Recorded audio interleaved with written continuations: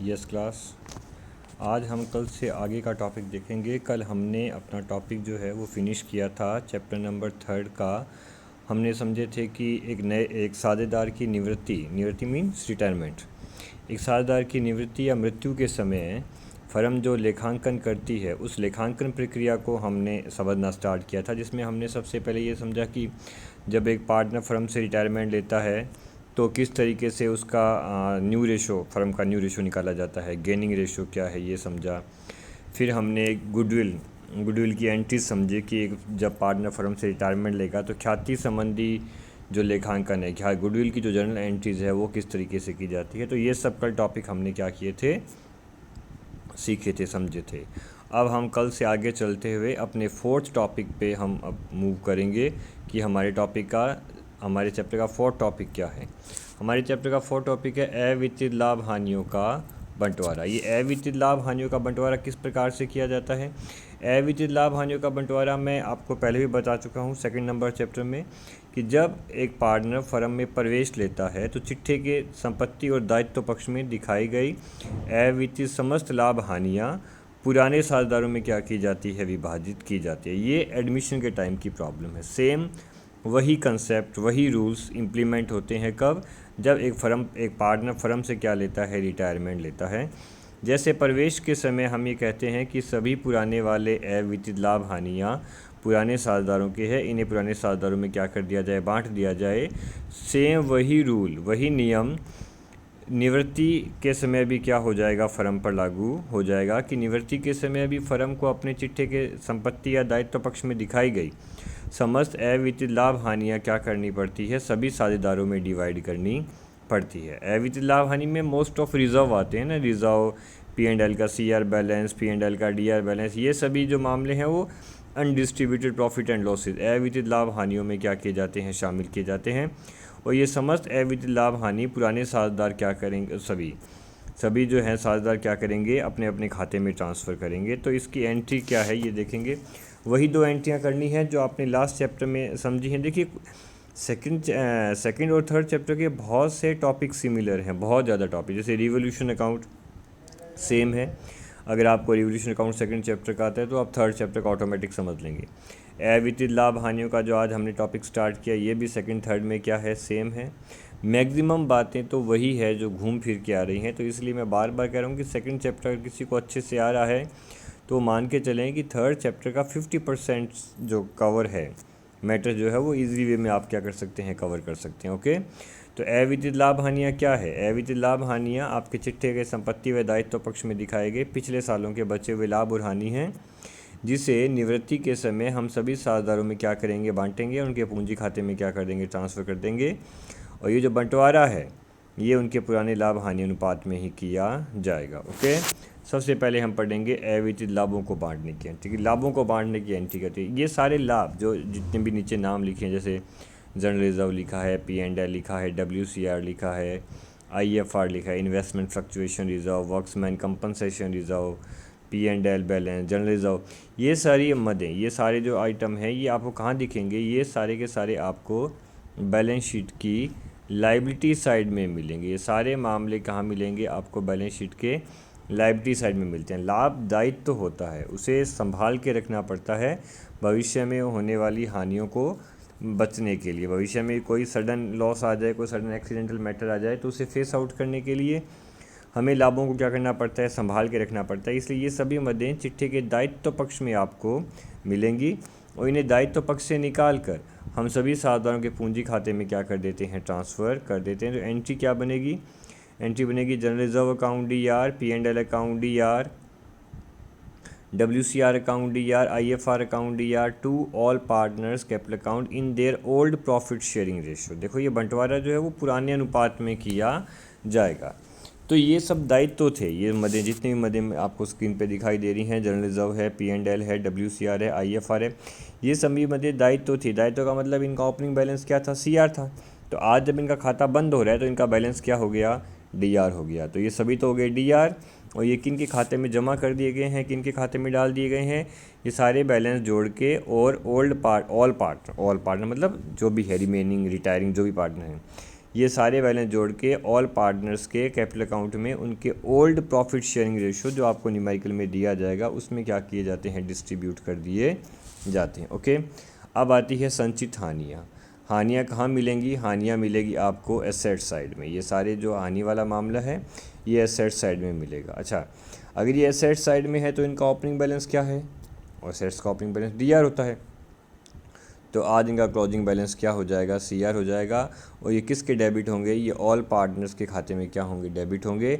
Entry बनती है all partners capital account D R to P and L अगर loss में है तो, और to deferred revenue expenditure. Deferred revenue का मतलब पुराने बचे हुए आयगत खर्चे जिन्हें हम अभी तक पी एंड एल से रिटर्न ऑफ नहीं कर पाए थे, तो वो भी पार्टनर्स के खाते में क्या किए जाएंगे, ट्रांसफ़र किए जाएंगे। तो वो पी एंड एल के दो अमाउंट दिखाई दे रहे हैं। मैंने पी एंड एल दो जगह लिखा है, एक बार तो ऊपर लिखा है पी एंड एल और एक बार क्या लिखा है, नीचे लिखा है पी एंड एल। अगर P and L liability side में होता है तो वो नेट प्रॉफिट है, अगर P and L liability side में है तो आपका एन पी है, नेट प्रॉफिट है। और अगर P and L asset side में है तो वो एन एल मतलब क्या माना जाएगा, आपका नेट लॉस मान लिया जाएगा। तो पी एंड एल का थोड़ा सा कन्फ्यूज़न रहता है कई बच्चों की, कभी आप डी आर करते हैं कभी सी आर करते हैं, तो देखो कन्फ्यूज़न का तो मामला ही नहीं है। अगर लाइबिलिटी साइड में है तो प्रॉफिट को डिनोट करता है और एसेट साइड में है तो लॉस को डिनोट करता है। तो अगर समस्त लाभ मतलब बैलेंस शीट की लाइबिलिटी साइड में लाभ हैं तो एंट्री बनेगी ऑल प्रॉफिट्स जिस भी नाम से हैं D R to all partners capital account, और लॉस है तो रिवर्स एंट्री कर दो all partners capital account D R to P and L and to deferred revenue expenditure. और ये दोनों एंट्रियाँ ओल्ड रेशो से ही की जाएंगी, इन दोनों एंट्रियों में ही ओल्ड रेशो क्या लिया जाएगा, यूज़ में लिया जाएगा, बंटवारे के लिए यूज़ में लिया जाएगा। ओके, तो ये हमारा एक बहुत ही स्मॉल टॉपिक क्लियर हुआ कि अविदित लाभ हानियों का बंटवारा प्रवेश के समय किस प्रकार से किया जाता है। Okay, now come to next. इस चैप्टर का सबसे इम्पॉर्टेंट टॉपिक जो है, सबसे इम्पॉर्टेंट टॉपिक और जो मोस्ट ऑफ बच्चे जिससे घबराते भी हैं वो है जीवन बीमा पॉलिसी, JLP से बोलते हैं, जॉइंट लाइफ पॉलिसी दिखा रखा है मैंने, जीवन बीमा पॉलिसी, जॉइंट नहीं लिखा सॉरी, ओनली लाइफ पॉलिसी है ये।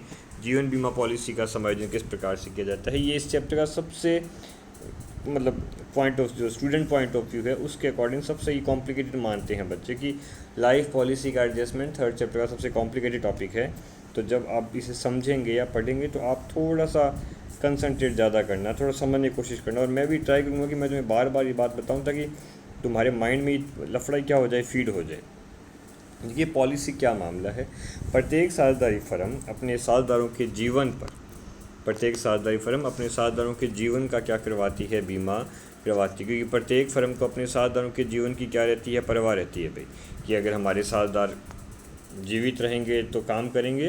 ओके, तो इस सिक्योरिटी के लिए, पार्टनर्स की सिक्योरिटी के लिए फर्म क्या करवा लेती है, उनका इंश्योरेंस करवा लेती है। ओके, अब ये इंश्योरेंस जो है वो कैसे, इसको अकाउंटिंग ट्रीटमेंट हम कैसे करेंगे ना, फर्म की बुक्स में से कैसे रिप्रेजेंट किया जाएगा। तो अकाउंटिंग ट्रीटमेंट का तो देखो यूँ मामला है कि प्रत्येक साझेदारी फर्म दो टाइम क्या करेगी, इसका एडजस्टमेंट करेगी, दो बार इसका एडजस्टमेंट किया जाता है, किसका, लाइफ पॉलिसी का। लाइफ पॉलिसी का एक तो एडजस्टमेंट बनता है रिटायरमेंट के टाइम पे, कि अगर कोई पार्टनर रिटायर हो रहा है, निवृत्ति का मतलब रिटायरमेंट होता है, रिटायरमेंट हो रहा है पार्टनर का, तो हम इस लाइफ पॉलिसी को कैसे एडजस्ट करेंगे इन बुक्स ऑफ अकाउंट। और अगर एक पार्टनर की डेथ हो गई है तो डेथ के समय इसको कैसे एडजस्ट किया जाएगा। अब दोनों चीज़ें हम समझेंगे कि रिटायरमेंट के टाइम पे बीमा पॉलिसी का क्या होता है और किसी पार्टनर की डेथ के टाइम पे जीवन बीमा पॉलिसी का क्या होता है। देखो ये बहुत ही कॉमन वर्ड है ना, लाइफ इंश्योरेंस, ये हम डे टू डे लाइफ में सुनते रहते हैं और कईयों का तो लाइफ इंश्योरेंस बना भी होगा। तो लाइफ इंश्योरेंस में क्या होता है कि अगर आपकी पॉलिसी का टाइम पीरियड पूरा हो जाता है, जैसे मान लीजिए आपने 10 साल की 20 साल की पॉलिसी करवाई, आपने 20 साल की पॉलिसी करवाई और 20 साल तक आप भगवान की दया से फिट एंड फाइन रहे और 20 साल आपने कंटिन्यू प्रीमियम भरा है, तो 20 साल के बाद जैसे भी पॉलिसी का टाइम पीरियड पूरा होता है ना, तो इंश्योरेंस कंपनी आपको पॉलिसी का पूरा अमाउंट क्या कर देती है, पेड ऑफ कर देती है, क्योंकि आपने फुल प्रीमियम क्या किया है, पेड किया है और आप भगवान की दया से स्वस्थ भी हैं, तो पॉलिसी पूरा होने पर आपको क्या मिल जाएगा, आपका पैसा मिल जाएगा। इन केस ऑफ अगर आपकी डेथ नहीं होती है तो। अगर आपकी बीच में ही डेथ हो जाती है, जैसे मान लीजिए पॉलिसी 20 साल की करवाई, आपने 10 साल प्रीमियम भरा, 10 साल के बाद क्या हो गई, प्रीमियम भरने वाले की डेथ हो गई, तो इस कंडीशन में फिर 20 साल का वेट नहीं करते, वो मृत्यु के समय क्या मिल जाएगा, आपको पूरा पैसा मिल जाएगा। जनरली पूरा पैसा नहीं मिलता। अगर आप जीवित हैं और आप अपनी पॉलिसी कैश करवाना चाहते हैं तो आपको पूरा पैसा नहीं मिलेगा, पर मृत्यु के समय क्या मिल जाता है, ऑटोमेटिक ये पूरा पैसा मिल जाता है। इसलिए हमें दोनों ही कंडीशन में क्या करना है, पॉलिसी को समझना है कि in case of retirement life policy क्या है, कैसे सेट होगी, और in case of death policy को कैसे एडजस्ट किया जाएगा, समायोजन किस प्रकार से बनाए जाएंगे। ओके, तो निवृत्ति के समय की बात करेंगे हम पहले कि रिटायरमेंट के टाइम पे पॉलिसी का कैसे एडजस्टमेंट बनता है। ओके, एक फर्म अपने साझेदारों के जीवन पर दो प्रकार की क्या ले सकती है, बीमा पॉलिसी ले सकती है। अब ये भी सीन है कि फर्म अपने पार्टनर्स का इंश्योरेंस करवाती है, तो वो जॉइंट लाइफ पॉलिसी करवाती है, मतलब संयुक्त बीमा पॉलिसी कराती है, या व्यक्तिगत करवाती है। व्यक्तिगत का मतलब क्या होता है, सेपरेट बीमा पॉलिसी है। तो अल्टरनेट दो हैं, फर्म के पास दो अल्टरनेट हैं कि या तो वो क्या करवा ले, जॉइंट इंश्योरेंस करवा ले। जॉइंट इंश्योरेंस का मतलब सभी साझेदारों के जीवन का क्या करवाया जाएगा, एक ही बीमा लिया जाएगा, एक बीमा पॉलिसी में सभी साझेदारों का इंश्योरेंस क्या किया जाता है, इंक्लूड कर लिया जाता है। दूसरा सीन ये है, दूसरी पॉसिबिलिटी ये है कि व्यक्तिगत बीमा पॉलिसी करवाई जाए। व्यक्तिगत का मतलब है जितने साझेदार हैं उतनी अलग अलग सबके नाम से क्या ली जाए, पॉलिसी ली जाए। अब फर्म चाहे संयुक्त करवाओ चाहे व्यक्तिगत करवाओ, भाई इस पॉलिसी का जो प्रीमियम है वो क्या करना पड़ेगा, फर्म को ही पेड ऑफ करना पड़ेगा। साझेदार इसका भुगतान नहीं करते, क्योंकि इंश्योरेंस करवा कौन रहा है, इंश्योरेंस तो फर्म करवा रही है।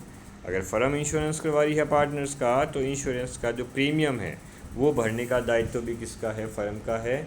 आप बीमा किसी भी प्रकार का करवाएं, मगर प्रीमियम किसको भरना पड़ेगा, प्रीमियम को तो फर्म को ही भरना पड़ेगा। तो हम दो कंडीशंस से इसे समझेंगे कि सेपरेट लाइफ पॉलिसी के अंदर अकाउंटिंग कैसे होती है और जॉइंट लाइफ पॉलिसी के अंदर अकाउंटिंग किस प्रकार से की जाती है। ओके, पहले हम क्या पढ़ रहे हैं, पहले हम संयुक्त बीमा पॉलिसी पढ़ेंगे कि अगर आपकी पॉलिसी जॉइंट है, जॉइंट पॉलिसी के अंदर कैसे अकाउंटिंग की जाएगी। ओके, तो पहले इसे थोड़ा रीडिंग करते हैं, इसकी रीडिंग लगाएंगे, देखेंगे क्या लिखा है इसके अंदर। संयुक्त बीमा पॉलिसी, यदि फर्म ने अपनी सभी साझेदारों के जीवन पर एक ही पॉलिसी ली, देखो आ गया ना, एक ही पॉलिसी। यदि अब फर्म ने अपने सभी साझेदारों के जीवन पर एक ही पॉलिसी ले रखी है तो इसे संयुक्त बीमा पॉलिसी कहते हैं।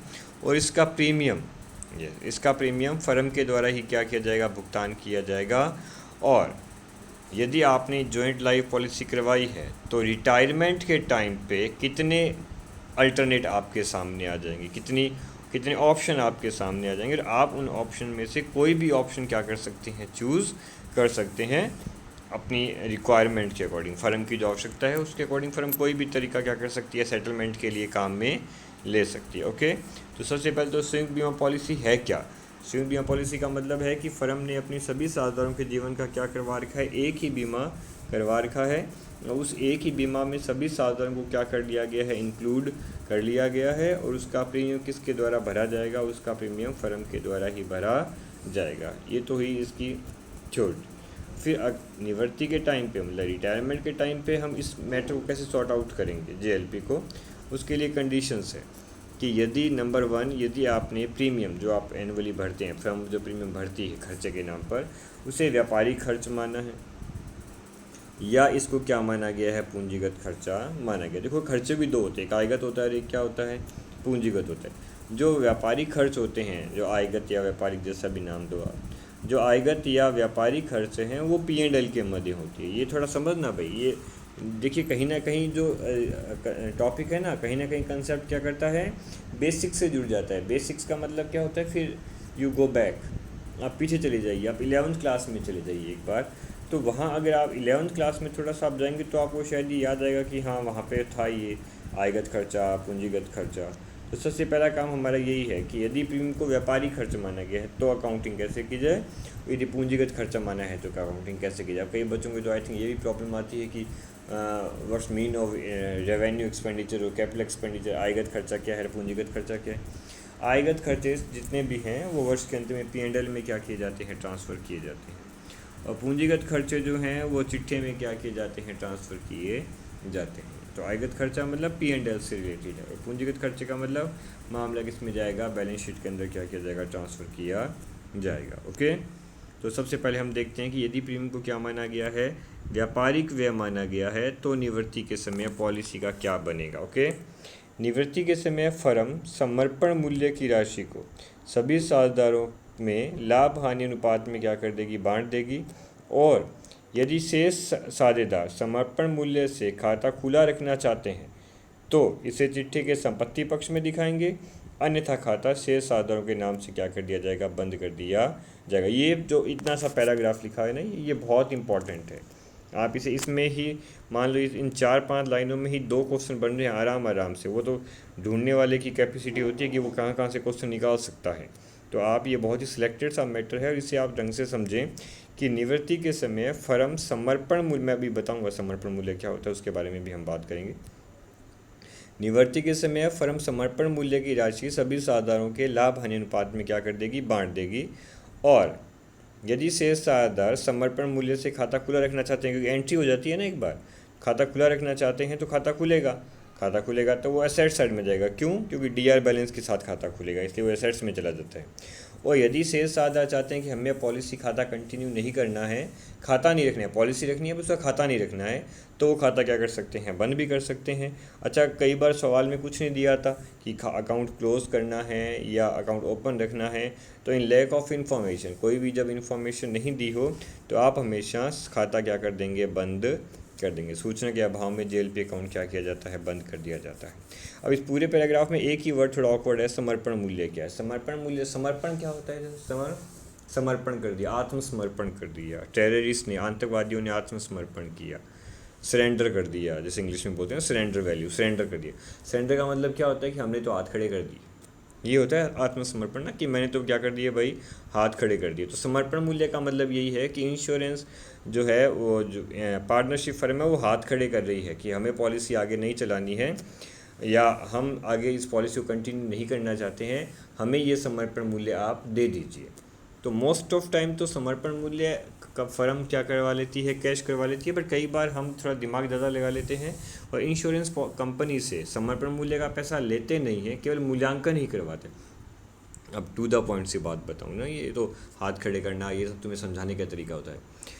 समर्पण मूल्य वह मूल्य है जो उस दिन मिलेगा जिस दिन आप पॉलिसी कैश करवाएंगे, बस ये समर्पण मूल्य। किसी भी दिन पॉलिसी जब आपने स्टार्ट की है तब से लेके at the end of policy की जो समय अवधि है, उस पॉलिसी की समय अवधि में जिस भी दिन आप पॉलिसी कैश करवाएंगे और जो धनराशि बीमा कंपनी आपको देगी उसे क्या बोलते हैं, पॉलिसी का समर्पण मूल्य बोलते हैं।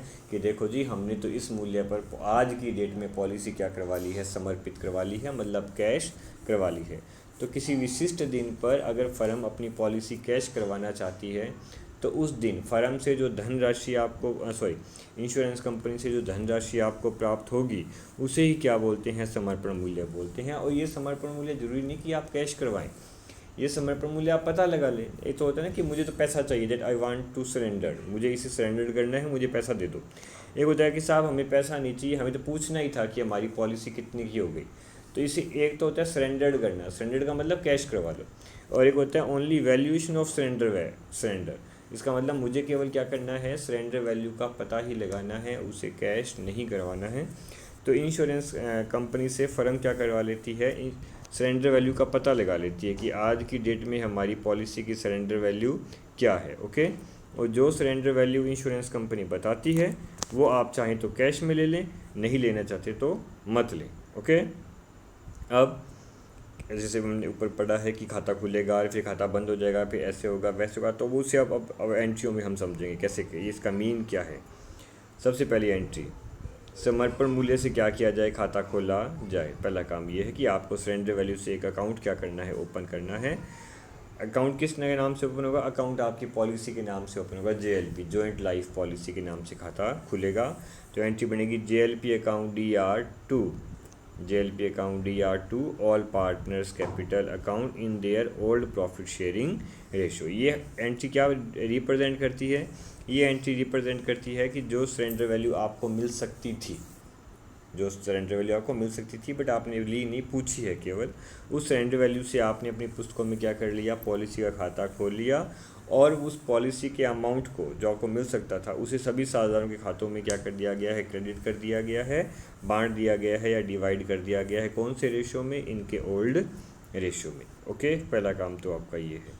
अब दूसरा काम क्या है कि अगर आपके न्यूमेरिकल में ऐसा स्पेशल लिखा है कि खाता बंद नहीं करना है तो आप केवल ये सिंगल एंट्री करेंगे, केवल ये सिंगल एंट्री। अगर सवाल में लिखा है कि अकाउंट क्लोज नहीं करना है तो आप एक एंट्री करके छोड़ दो। इस एंट्री का मतलब खाता खुल गया, बट अकॉर्डिंग टू न्यूमेरिकल मुझे खाता बंद नहीं करना था, तो हमने एंट्री कर दी JLP account DR to all partners capital account. जो भी सरेंडर वैल्यू थी वो सभी साझेदारों में क्या कर दी गई है, बांट दी गई है। अब इस एक एंट्री का प्रभाव क्या पड़ेगा ना, ये समझना है। इस एंट्री का प्रभाव ये पड़ेगा कि जो JLP खाता खुला है ये अब आप अपनी बैलेंस शीट के एसेट साइड में क्या करेंगे, प्रेजेंट करेंगे, क्योंकि JLP खाता खुला है विद डेबिट बैलेंस, और DR बैलेंस किसका होता है, हमेशा संपत्तियों का होता है। तो आप इस JLP के मूल्य को चिट्ठे के संपत्ति पक्ष में क्या करेंगे, प्रदर्शित करेंगे। अगर सवाल में स्पेशल लिखा है कि खाता बंद नहीं करना है, बट हम ये मानते हैं कि 99% खाता बंद ही हो जाता है, खाता खुलता है और खाता हैंड टू हैंड क्या हो जाता है, बंद। और सूचना के अभाव में भी हम खाता क्या करेंगे, सदैव बंद ही करेंगे। तो अगली एंट्री आपको समझाई गई है कि यदि सवाल में खाता बंद करने के लिए कहा जाए तो खाता बंद कैसे होगा। देखिए, जो खाता DR बैलेंस से खुला है, सिंपल सी बात है, जो सेल्फ अंडरस्टूड चीज़ है कि जो खाता ऊपर DR बैलेंस के साथ खुला है, नीचे वो CR बैलेंस के साथ क्या किया जाएगा, बंद किया जाएगा। ऊपर एंट्री बनी थी JLP account DR to all partners, और जब खाता बंद करेंगे तो उन ऑल में से एक तो रिटायर्ड ही हो गया ना, तो खाता बंद करते समय रिमेनिंग पार्टनर बचेंगे, रिमेनिंग मतलब शेष बचे हुए साझेदार। तो अगली एंट्री बनेगी remaining partners capital account DR to JLP account. तो अगर आप ये जो ये क्वेश्चन है ये बोर्ड एग्जाम में बिफोर लास्ट ईयर आ चुका है, पिछले से पिछले साल ये क्वेश्चन पूछा जा चुका है। न्यूमेरिकल में एक 2 नंबर का सवाल आया था जिसमें ये 2 एंट्रीज करनी थी। तो पहली एंट्री तो मैंने क्या की है, पहली एंट्री तो मैंने खाता खोला है कि जब कोई पार्टनर गया है तो मैंने सरेंडर वैल्यू से एक अकाउंट क्या किया है, ओपन किया है, और उस अकाउंट की जो अमाउंट है उसे ऑल पार्टनर्स के कैपिटल अकाउंट में क्या कर दिया है, ट्रांसफ़र कर दिया है, एंट्री बना दी है JLP account DR to all partners capital account. Okay. और सेकेंड एंट्री में हम क्या कर रहे हैं, सेकेंड एंट्री में हम ये कर रहे हैं कि वही खाता जो ऊपर वाली एंट्री में हमने खोला है वो नीचे वाली एंट्री में क्या हो रहा है, बंद हो रहा है, बट वो रिमेनिंग पार्टनर्स के नाम से क्या किया जाएगा, बंद किया जाएगा। शेष साझेदारों के नाम से उसे क्या किया जाएगा, बंद किया जाएगा। एंट्री बनेगी remaining partners capital account DR to JLP account in their new ratio, नए अनुपात में खाता क्या हो जाएगा, बंद कर दिया जाएगा। तो 2 एंट्री है बैक टू बैक, एक में JLP खाता खुला विद डेबिट बैलेंस और एक में JLP खाता बंद हो गया विद क्रेडिट बैलेंस। खाता खुलता है सभी साझेदारों के नाम से और एक चला जाने के बाद शेष साझेदारों के नाम से खाता क्या किया जाता है, बंद कर दिया जाता है। ओके। अगर आपको सवाल में स्पेशल बोला जाए खाता बंद नहीं करना है तो आप केवल फर्स्ट एंट्री करेंगे, सेकंड एंट्री नहीं होगी। सेकंड एंट्री तभी करते हैं जब सवाल में लिखा है खाता बंद करना है, या कुछ नहीं लिखा है तो भी हम खाता बंद करके ही अपना काम क्या करेंगे, कंटिन्यू करेंगे। ओके। ये तो थी आयगत मानने की। अब बात आती है पूंजीगत मानने की। पूंजीगत का मतलब क्या होता है, देखिए पूंजीगत का मतलब होता है कि आपने खाता ऑलरेडी खोल रखा है। सिंपल ये मैं आपको सीधा सा शब्दों में बताऊं, अगर आयगत मानते हैं दैट मीन खाता नहीं खुला है तो तुम खुद ही खाता खोलने की एंट्री करते हो और खुद ही खाता बंद करने की एंट्री कर देते हो। पर यदि वो कहता है कि इसे पूंजीगत व्यय माना गया है, पूंजीगत व्यय मानने का मतलब होता है कि इसे ऑलरेडी हमने चिट्ठे के संपत्ति पक्ष में सरेंडर वैल्यू पर क्या कर रखा है, रिप्रेजेंट कर रखा है। ये इसका पूंजीगत का मतलब ये है मोटे मोटे शब्दों में कि यदि आप अपनी पॉलिसी को पूंजीगत मानते हैं तो इसका मतलब खाता खुल गया, JLP अकाउंट ऑलरेडी क्या हो चुका है, ओपन हो चुका है, और वो ओपन करके हमने बैलेंस शीट के एसेट साइड में उसे क्या कर दिया है, ट्रांसफ़र कर दिया है। ओके। तो ये सवाल में लिखा है कि इसे JLP को हमने पूंजीगत माना था, दैट मीन आप ये मान के चलना कि पूंजीगत मानने का मतलब है कि खाता खुला हुआ है ऑलरेडी, तुम्हें कोई खाता वाता खोलने की एंट्री नहीं करनी है, खाता खुला हुआ है, तुम तो अगर वो कहे कि बंद करना है तो बंद करने की एंट्री कर देना। मतलब जैसे ऊपर वाली कंडीशन में 2 एंट्री की है, नीचे वाली कंडीशन में 2 एंट्री करने की आवश्यकता नहीं होती, क्योंकि नीचे वाली कंडीशन में जो फर्स्ट एंट्री है वो तो ऑलरेडी हो चुकी है, ऑलरेडी इन पास्ट ईयर्स, पिछले सालों में वो एंट्री हो चुकी है, तो वो तो आपको करनी नहीं होती। सेकंड कंडीशन के अंदर आपको ज़्यादा से ज़्यादा खाता बंद करने की क्या करनी पड़ सकती है, एंट्री करनी पड़ सकती है। और खाता बंद करने की एंट्री भी तभी करेंगे जब आपको सवाल में बोला जाए कि आपको खाता क्या करना है, बंद करना है। ओके।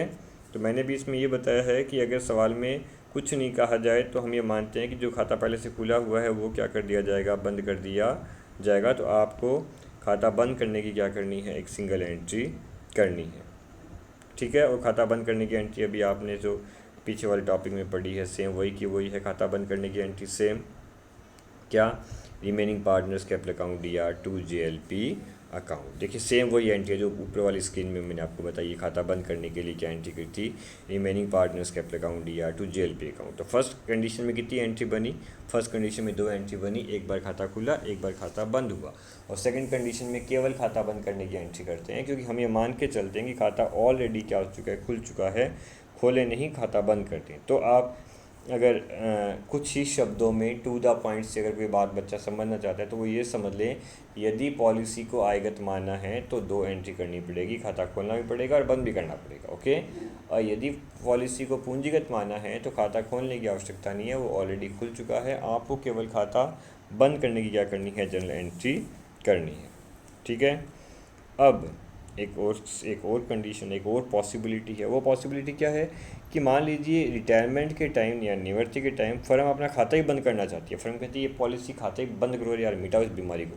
खाता ही क्या कर देते हैं अपन, तो परमानेंट बंद करते हैं। क्या ये सरेंडर वैल्यू पता लगाएं, फिर एंट्री करें, फिर अकाउंट ओपन करो, क्लोज़ करो, ये सारी बीमारी छोड़ो।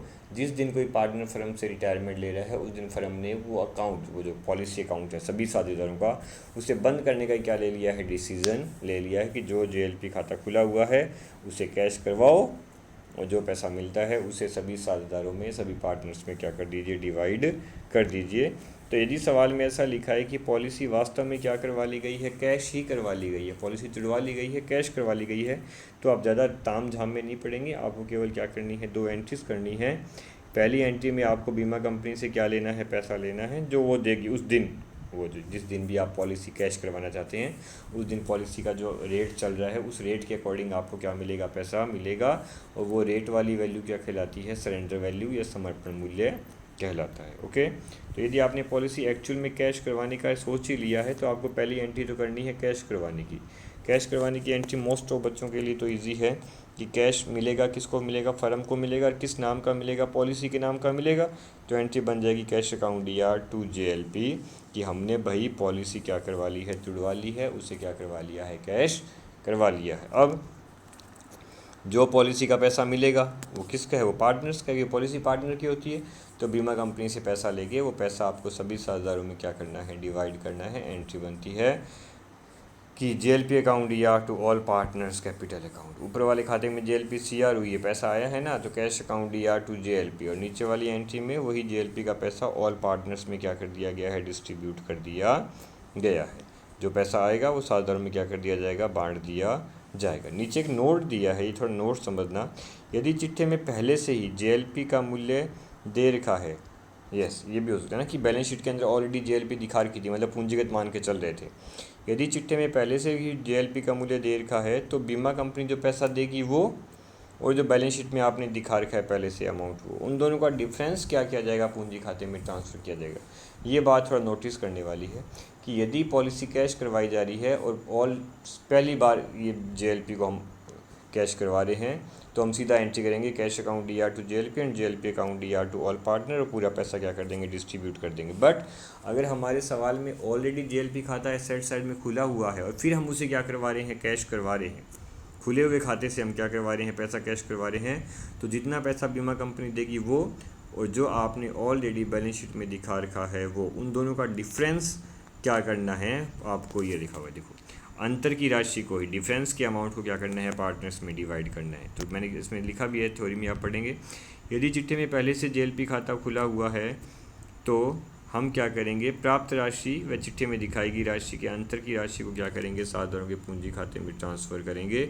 वो जो अमाउंट है जो आपने लिया है वो, और जो बैलेंस शीट में ऑलरेडी चल रहा है वो, उनका डिफरेंस ही क्या करना है, आपको पार्टनर्स कैपिटल अकाउंट में ट्रांसफ़र करना है। तो ये थोड़ा ध्यान रखना है आपको कि अगर बैलेंस शीट में जेएलपी नहीं है तो जितना पैसा आया वो पूरे का पूरा ही क्या हो जाता है, डिस्ट्रीब्यूट हो जाता है। अगर बैलेंस शीट में नहीं है तो जो पैसा आएगा वही पार्टनर्स में क्या होगा, डिस्ट्रीब्यूट होगा। और अगर ऑलरेडी बैलेंस शीट में जेएलपी पहले से दिखा रखी है तो जो पैसा आया है वो, और जो बैलेंस शीट में दिखा रखा है वो, उन दोनों का डिफरेंस का पैसा आप पार्टनर्स कैपिटल अकाउंट में क्या करेंगे, ट्रांसफ़र करेंगे, ओके। तो ये था हमारा आज तक का टॉपिक। अब हम डेथ की कंडीशन समझेंगे। नहीं ये तो रिटायरमेंट की थी, अब डेथ का जो टॉपिक है हम नेक्स्ट क्लास में क्या करेंगे भाई, लर्न करेंगे, ओके क्लास, थैंक्स।